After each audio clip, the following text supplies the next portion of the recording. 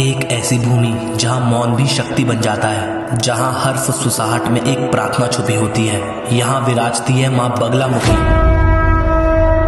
वो अद्भुत शक्ति जो शब्दों को थाम ले, वो दिव्य ऊर्जा जो संकट को रोक दे, और वो आस्था जो असंभव को भी संभव बना दे।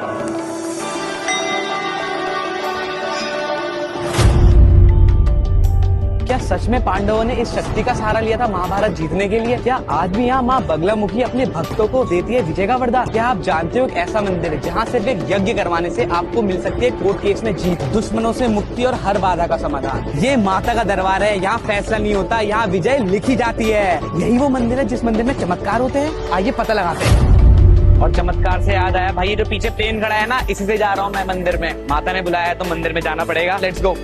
नमस्कार दोस्तों, आज हम बात करने वाले एक ऐसे रहस्यमय और शक्तिशाली मंदिर के बारे में जहां आके आपकी पूरी किस्मत बदल सकती है। तो ये है माँ बगलामुखी का प्राचीन मंदिर, जिसकी हिस्ट्री सीधे महाभारत से जोड़ी जाती है। महाभारत जैसे युद्ध में भी विजय सिर्फ तलवार से नहीं, माँ के आशीर्वाद से मिली थी। ये सिर्फ एक मंदिर ही नहीं, ये एक ऐसा स्थल है जो कि हार को भी जीत में बदलने की ताकत रखता है। जो सच्चे मन से यहाँ आता है, माँ उसके संकट को जड़ से समाप्त कर देती है। ये देखो, कुछ बात तो है इस मंदिर में, वरना क्यों मेरी तरह इतने लोग आते हैं यहाँ पे हवन करवाने के लिए। इन्हें तंत्र की देवी भी कहा जाता है, मतलब शक्ति, रक्षा और सिद्धि का कॉम्बिनेशन। तो भाई यही शक्ति फील करने के लिए हम आ गए हैं माँ बगलामुखी मंदिर में, और देखते हैं क्या वो शक्ति में फील होगी। बट भाई जब मैंने एंट्रेंस ली थी, वो वाइब्रेशन, एक पॉजिटिव वाइब तो मेरे को पहले आ गई थी। और आज हम उसी यज्ञ करने वाले हैं, उसी को लेके, उस शक्ति को लेके। और यज्ञ में क्या क्या होगा, आ जाओ तुम्हें हम दिखाते हैं। यहाँ यज्ञ करवाने से पहले आपको कुछ बातों का ध्यान रखना है। अच्छे तैयार होके आना है, पीले ही वस्त्र, क्योंकि माता को पीले वस्त्र चढ़ते हैं, पीले फूल चढ़ते हैं, और पीले सरसों से ही उनकी पूजा होती है। और सबसे इम्पोर्टेंट बात, हवन के बीच पे ना आप पानी पी सकते हैं, और अगर आपको वॉशरूम जाना पड़ा तो आपको वापस नहा के आना पड़ेगा।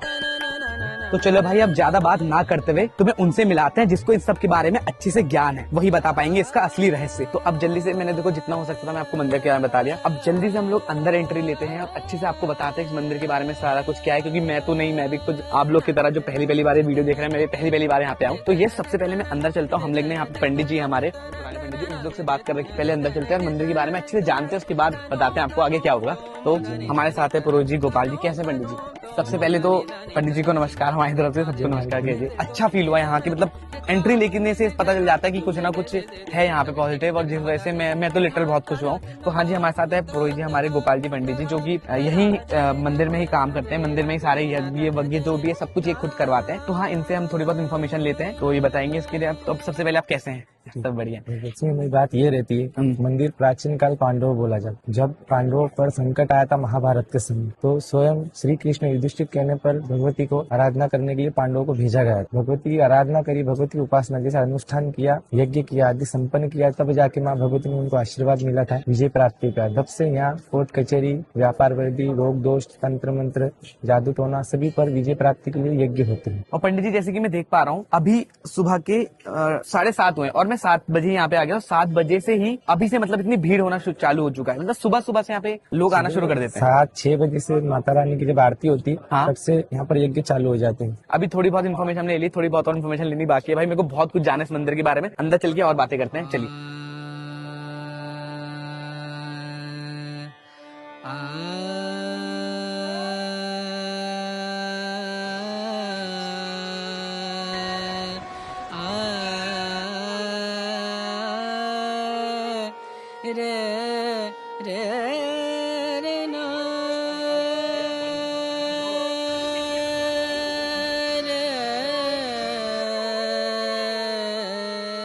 तो महाराज जी, हम लोगों ने दर्शन तो काफी अच्छे से हमारे हो गए गाइस। हमने आपको मैं डाल दूंगा जितनी भी थोड़ी बहुत क्लिप्स मैंने बनाई है, मैंने डाल दूंगा। बहुत मुश्किल से, मैंने अंदर अलाउड नहीं है पहली बात फोटोग्राफी, बट जैसे थोड़ी बहुत मैंने बना ली है, कोशिश करी है, तो मैं आपको दिखा दूंगा। बाकी मेरे दर्शन बहुत अच्छे से हो गए। बाकी महाराज जी ने को ये बताया कि प्रॉपर, अभी तो मैंने बगलामुखी माता के वो दर्शन कर लिए, तो मैंने प्रॉपर तरीका क्या, माँ बगलामुखी के बाद किसके पास जाऊंगा मैं? पहले माँ के अपन जो आते हैं तो माँ भगवती के दर्शन करिए। ठीक है, ठीक है, ठीक है। आनंद भैरव जी, पहले हमारे पीछे आनंद भैरव का दर्शन होता है। ठीक है। फिर अपने हनुमान जी महाराज के दर्शन करके फिर राधा कृष्ण भगवान के दर्शन करें। तो आप लोग अगर आते हो तो पहले माता के दर्शन, फिर जैसे पंडित जी ने बताया, बस उसी को फॉलो करते करते आप लोग को अपना यज्ञ की तरफ बढ़ना है।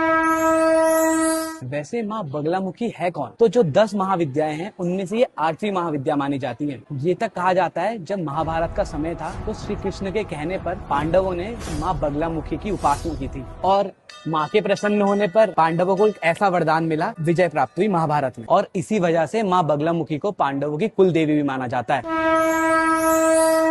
चलिए पंडित जी, कुछ ना बातें मेरे को जाननी थी। जैसे कि अभी हम लोग यहाँ पे बैठे हैं हवन कुंड में, मतलब कितने कुंड हैं यहाँ पे टोटल? 1 से 26 कुंड मंदिर के पीछे बने हुए हैं और 26 से 27 कुंड, 27 से लेकर 142 कुंड मंदिर के प्रशासन ट्रस्ट में बनाए गए हैं। ये अभी जहाँ पे हम बैठे हैं 27 पर 127 कुंड बनाए अच्छा, गए हैं। ठीक है ठीक है ठीक है। अच्छा पंडित जी, मेरे को इसके बारे में कुछ मतलब हिस्ट्री बताइए यहाँ पे, मतलब कैसे इतनी स्थापना हुई, कैसे इतना बड़ा ये मंदिर बन गया? कि जब पांडवों पर संकट आया था हाँ, तो भगवती की उपासना करने के लिए श्री कृष्ण भगवान ने वरदान दिया था, जाओ आप भगवती की उपासना करना। तब भगवती की उपासना करी उन्होंने, तो महाभारत में उनको विजय प्राप्ति हुई थी। अच्छा पंडित जी, जैसे मैं तो यहाँ पे आ गया, मेरे अंदर वो क्षमता थी, मेरे को बुलावा आया, कोई बंदा वीडियो देख के अगर चाहता है कि वो पूजा करना चाहता है कि पूजा हो जाए, तो वो कैसे होगा? मतलब घर से अगर अपना पूजा करना चाहता है तो वो कैसे होगा? काफी लोग होते हैं, जैसे किसी के पास छोटे बच्चे होते हैं तो ट्रैवल नहीं कर सकते, जैसे बूढ़े दूर का तो वो नहीं आ पाते, तो अपन ऑनलाइन के माध्यम से पूजा करवाई जाती है। तो मतलब सेम ही होता होगा, लेकिन जब भी आप मन करे तो आ सकते हैं फिर भी ना, हाँ, मतलब आपकी इच्छा, जैसे अपनी मनोकामना पूरी होने के बाद फिर अपन खुशी खुशी आ सकते हैं। अब हमें पंडित जी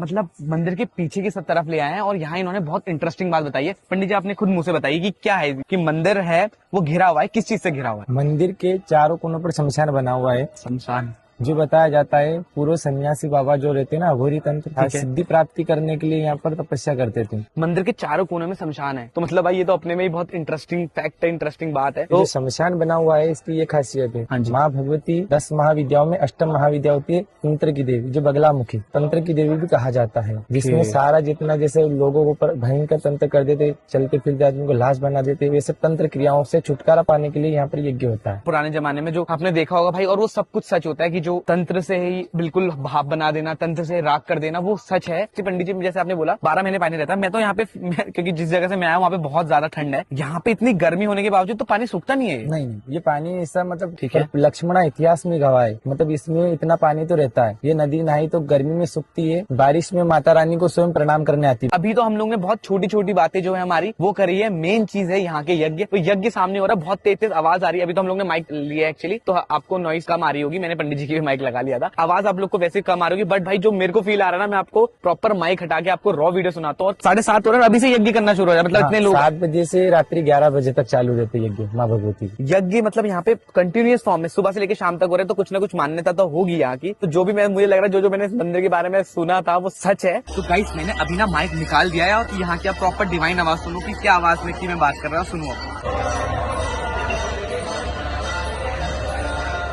तो पंडित जी, जैसे कि आपने मेरे को बताया यज्ञ के बारे में, तो जो यज्ञ कुंड है, मतलब जैसे आपने मेरे को बोला ना, तो पहले कम कुंड थे, उसके बाद ज्यादा। मंदिर में पहले माँ भगवती के यहाँ 26 कुंड बने थे। ठीक है। तो 26 कुंड पहले क्या है कि यज्ञ कम होते थे, लोगों को पता नहीं था इस जानकारी के बारे में। फिर धीरे धीरे जनता को जैसे जैसे पता चलता गया, जैसे यजमान बढ़ते गए, अब कुंड कम है, फिर भी 142 कुंड ट्रस्ट में बना दिए गए हैं। अब और का भी आपने बोला 1008 कुंड का आगे से आदेश हो चुका। तो ठीक है पंडित जी, काफी हमने information the, thank you so much उस चीज के लिए। तो अब बाकी आप मेरे को, आप जो हवन मेन यहाँ पे वो होता है वो मेरे को आप दिखा दीजिए। चलिए लेट्स गो गाइस, हम यज्ञ वाले एरिया पे पहुंच चुके हैं जहाँ पे यज्ञ होते हैं। मैं आपको दिखाता हूँ भाई, बहुत डिवाइन वाइब आ रही है, बहुत डर सी भी लग रही है, एकदम यज्ञ होता है जो। अच्छा, मैं आपको दिखाता हूँ। तो गाइस, मैं अभी यज्ञ में पहुंच चुका हूँ। ये देखिए यज्ञ की विधि सारी की सारी भाई रेडी हो रखी है भाई। यहाँ पे बहुत ज्यादा डिवाइन वाइब है, मतलब कितना फेथ है लोगों के अंदर। मैं आपको अच्छे से दिखाता हूँ कि कैसे क्या सब कुछ होता है। लेट्स गो, आ जाओ। जैसे कि मैंने तुम्हें पहले बताया था कि माँ भगवती को सारी पीली कलर की चीजें चढ़ती है, पीले फूल। और यहाँ जितने भी लोग आए हैं हवन करा रहे हैं, उनको सिर्फ पीला कलर पहन के वो लोग अलाउड होंगे। तो अभी मैं पंडित जी के साथ आ गया हूँ। देखिए यहाँ पे इतनी ढेर सारी